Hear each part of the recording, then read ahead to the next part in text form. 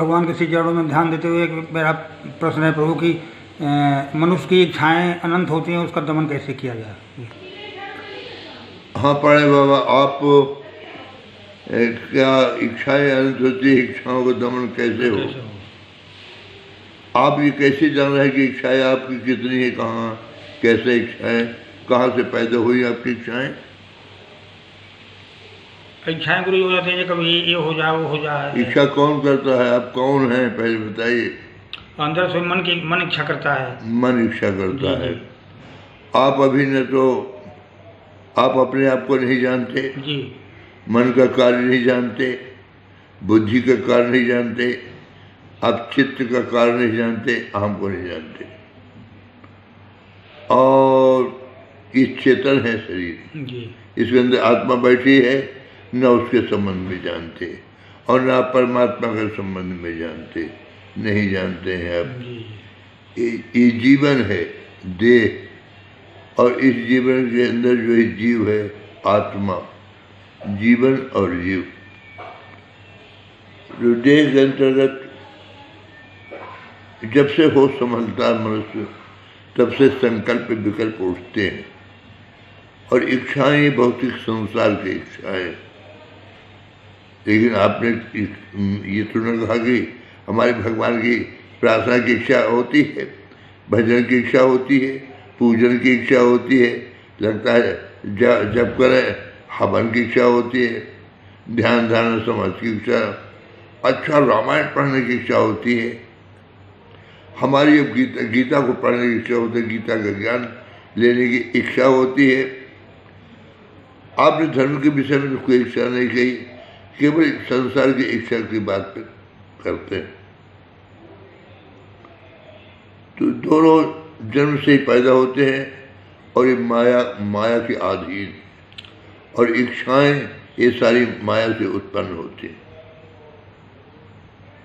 तो समय जब तक हम ईश्वर की ओर नहीं बढ़ते, मन को ईश्वर में नहीं लगाते, अपने बुद्धि को नहीं लगाते, और नहीं माँ भगवती दुर्गा सप्तशती में, दुर्गा सब शब्दों में कहती है, यमें चिंतयते कामम तम तम प्राप्त नोति निश्चितम।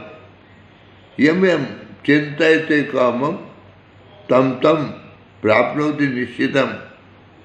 ऐ भगत, तू जिसकी चिंता मन करता है, इच्छा जिसकी हम उसको संपूर्ण करते। भगवती कह रही भक्ति के लिए, तो क्या हम भगत हैं? तो इसलिए भी पूर्ण हो रही है। यदि भौतिक इच्छाओं की पूर्ण, हम तो चाहते हैं कि भौतिक इच्छाएं हो ही नहीं, तो चलो उसकी इच्छा भी मैंने समाप्त नहीं होती जल्दी, और धीरे धीरे भक्ति की इच्छाएं जाती है।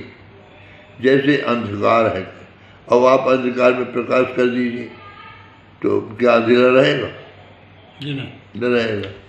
तो अभी हमारी इच्छाओं का भंडार हमारे पास, लेकिन आप यह हमारी इच्छाएं कहाँ है, कितनी कहाँ पर है इच्छाएं? इच्छाओं का संग्रह कहाँ है? जी, कहाँ है? अंदर, शरीर के अंदर। जी जी। तो आप ये भी नहीं जानते कि मनुष्य जो है गुण ज्ञान के निधान खजाना भी है। अगर इच्छाओं का भंडार आपके पास में है तो मानुषतन गुण ज्ञान के निधान है, ज्ञान का भंडार भी उसके पास में है। और ज्ञान के भंडार के अलावा मैंने एक बुद्धि विकसित स्वरूप भी उसके पास में, शुद्ध विवेक कहते हैं चले तो, अब गुणों का है ही है। तो न तो हम अपने गुणों के विषय में जानते, न अपने ज्ञान के विषय में जानते, न आत्मा के विषय में जानते। इसलिए माया के बसित बोध होने के कारण, मन का गुलाम होने के कारण मन जो है अनेक इच्छाओं को जन्म देता है, नित्य प्रति नई इच्छाएं पैदा करता है। और इच्छा का दमन से वह परमात्मा शक्ति के अलावा कोई शक्ति नहीं है जो मन की इच्छा को दमन कर दे। इसलिए हमें चाहिए कि परमात्मा को कोई आप नाम ले लीजिए, माँ भगवती का कोई नाम लीजिए, और वही मन जो इच्छा कर रहा है उसी मन को, मन के द्वारा आप भगवान का एक नाम पकड़ के चालू कर दीजिए। माँ का कोई नाम पकड़ के मन के अंदर मानसिक जाप कहते हैं उसे, तो मानसिक जाप आप जारी कर दीजिए। तो एक ही दिन में नहीं, अगर आप निष्ठापूर्वक, आप श्रद्धापूर्वक, भावपूर्वक, प्रसन्नतापूर्वक, आनंदपूर्वक आपने नाम, माँ भगवती का नाम जपना शुरू कर दिया, तो कुछ लंबे अंतराल में आप धीरे धीरे अब देखेंगे कि एक एक क्षण धीरे धीरे कम होने लगेगी। अच्छी स्थिति में आप जब पहुँच जाएंगे तो जब सिद्धि, जपा सिद्धि, सिद्धि सिद्धि जपा जवाब, आप जपते जपते कामनाओं की सिद्धि हो जाती।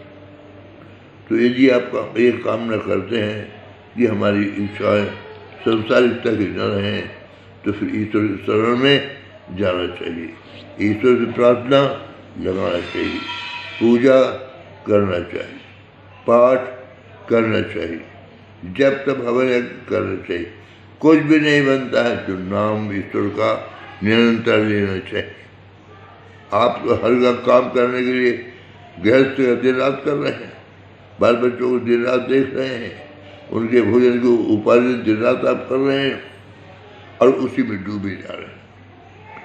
तो यदि हम आप चाहते हैं कि हमारी एक छाए संसार, एक छाए तृष्णा, चाय, लोग, काम, क्रोध, मद, लोभ, सब और नाच नरक के पंथ। ये नरक का रास्ता काम, क्रोध, मद, लोभ, तृष्णा, अहंकार, ये जो है नरक का पंथ। और नरक से उबारना चाहते हैं तो स्वर्ग का पंथ केवल प्रभु के नाम से चढ़ता है। प्रभु का नाम ही है जो हमको इस माया की दुनिया से बचा सकता है और हमें भौतिकता से उठाकर अध्यात्म की दिशा में अग्रसर करा सकता है। मन बहुत बड़ी शक्तिशाली है वो, लेकिन माया के लिए। और परिवर्तन करना चाहते हैं तो ईश्वर आराधना, ईश्वर की पुकार के लिए पुकारिए, चीखी चिल्लाइए, जैसे दुनिया के लिए चीखते और चिल्लाते।